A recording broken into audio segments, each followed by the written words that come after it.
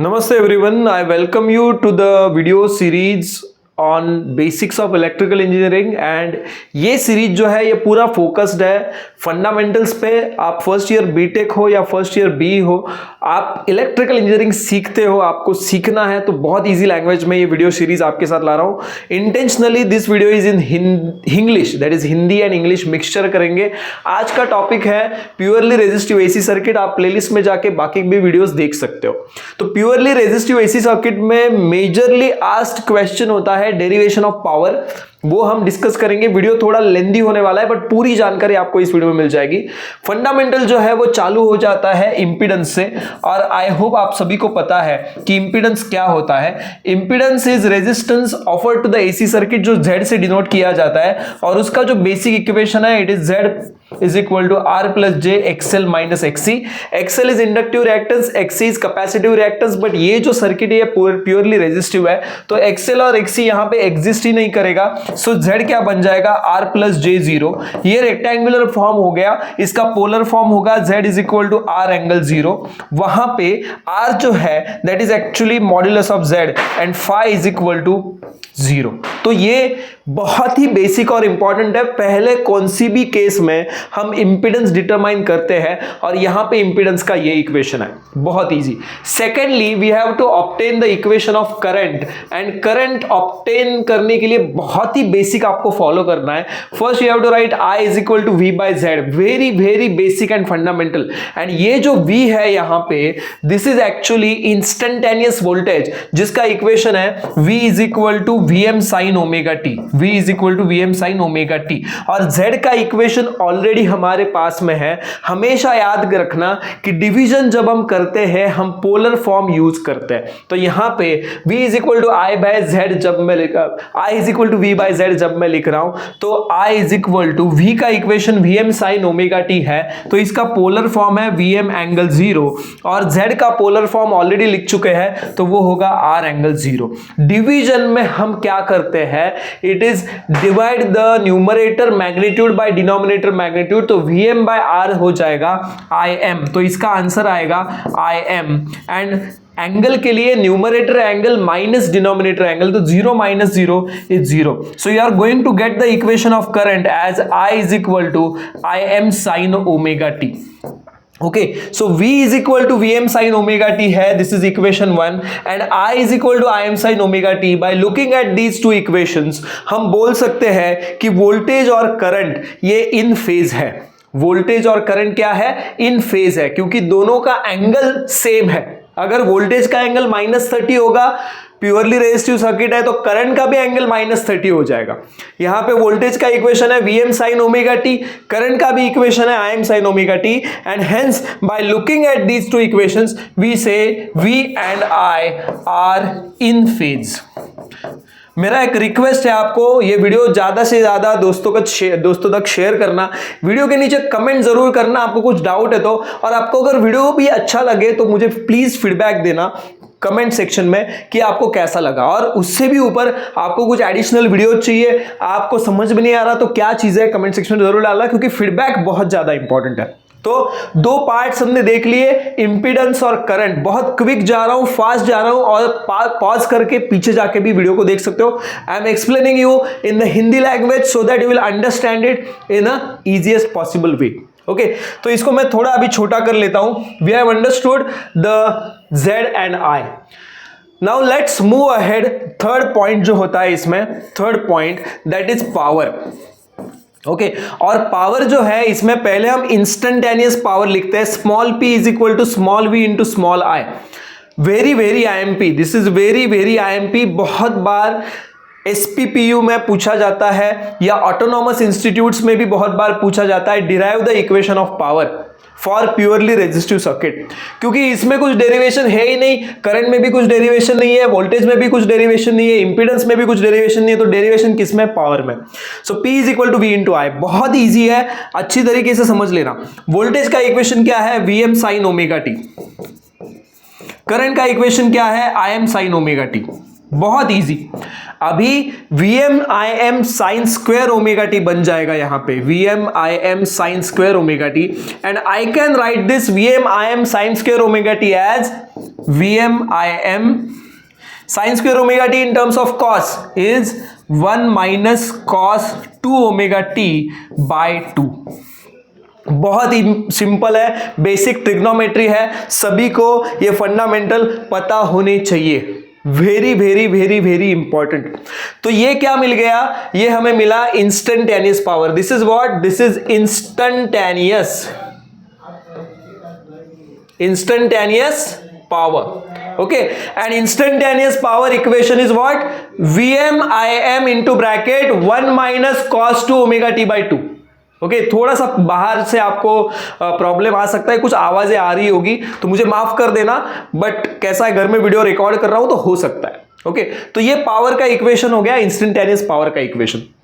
अभी मैं आगे जा रहा हूं and let's move further and obtain average power. So average power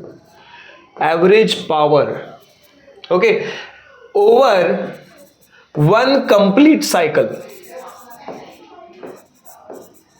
average power over one complete cycle. अभी आपको कंप्लीट साइकिल मतलब पता होगा ना, ये मैं वेवफॉर्म ड्रॉ किया तो साइकिल कहां पे शुरू होता है, 0 पे शुरू होता है, 2 पाई पे एंड हो जाता है। पूरे साइकिल पे एवरेज पावर कितना कंज्यूम हुआ, that we have to calculate. Okay, तो बहुत इजी है, अच्छी तरीके से समझ लेना। P average is equal to, अभी एवरेज क्या होता है, it is area under curve divided by length of curve. Area under curve divided by length of curve. अभी एरिया कैसे निकालते हैं, इंटीग्रेशन से निकालते हैं। लेंथ तो सीधा है 2 पाई, इसका लेंथ है 2 pi, it is straight, it is easily understandable. But area निकालने के लिए we have to follow integration. तो बहुत इजी है, इसका आंसर आएगा 1/2 पाई, क्योंकि लेंथ है 2 पाई। इंटीग्रेशन, साइकिल कहां पे शुरू हो रहा है, 0 पे शुरू हो रहा है, एंड कहां पे हो रहा है, 2 पाई पे हो रहा है। बहुत ही इजी। अभी क्या रह गया, अभी ये खाली जो इक्वेशन मिला है हमें इंस्टेंटेनियस पावर का, वो यहां पे सब्स्टिट्यूट करना है। ओके, तो मैं यहां पे सब्स्टिट्यूट करूंगा VMIM into bracket 1 minus cos 2 omega T divided by 2 D omega T. बहुत इजी है। ये जो पार्ट है ना, ये वाला, this is area under curve, और ये जो पार्ट है मतलब इसमें 2 pi, that is length of curve. अभी इसके आगे पूरा मैथमेटिक्स है, और आपको मैथमेटिक्स आना ही चाहिए। अगर मैथमेटिक्स नहीं आ रहा तो that is your problem, you must practice. अगर आप प्रैक्टिस करोगे तो जरूर आएगा। ओके, तो सॉल्व करते हैं इसको आगे। तो मैं क्या करूंगा, VMIM बाहर लेके आऊंगा, इसको थोड़ा इरेज कर देता हूं। ओके, सो क्या आएगा, VMIM upon 4 pi. Okay, VMIM upon 4 pi. अभी देखो आप, ये 1 का integration with respect to omega t क्या आएगा, ओमेगा टी। कॉस का इंटीग्रेशन क्या आएगा, sine, so minus sine 2 omega t by 2। Lower limit is 0, upper limit is 2 pi. अभी यहां पे आप देख लो कि ये 2 जो है ऑलरेडी बाहर लेके आ चुका, इसलिए 4 बन गया, और ये cos 2 ओमेगा टी का इंटीग्रेशन है sin 2 omega T by 2। Now if you substitute upper and lower limit, तो यहां पे sin 4 पाई आ जाएगा। अपर लिमिट सब्स्टिट्यूट करोगे तो sin 4 pi is 0, sin n pi is 0, and ये 0 जैसे लोअर लिमिट सब्स्टिट्यूट करोगे तो sin 0 इज ऑल्सो 0। सो ये जो सेकेंड टर्म है, इसका आंसर 0 ही आने वाला है। ये जो सेकेंड टर्म है ना, इसका आंसर 0 आने वाला है after substituting upper and lower limit.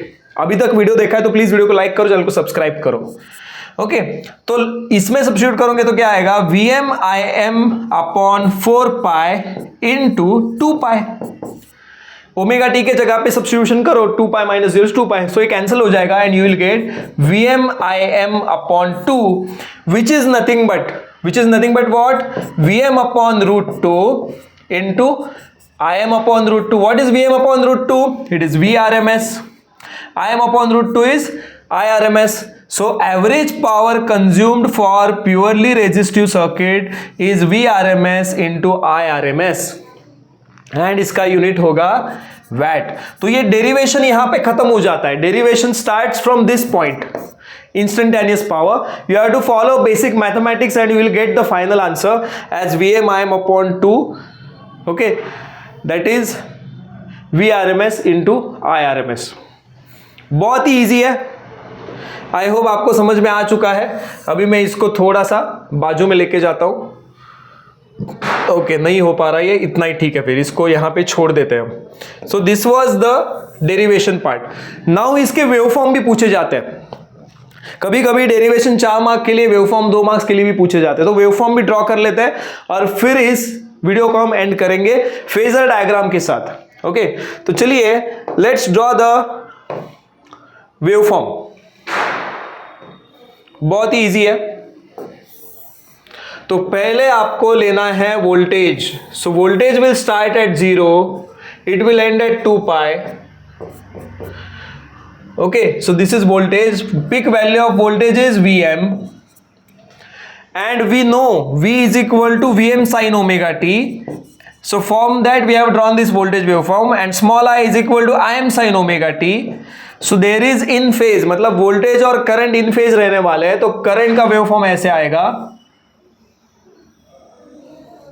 ठीक है, let me use another pen.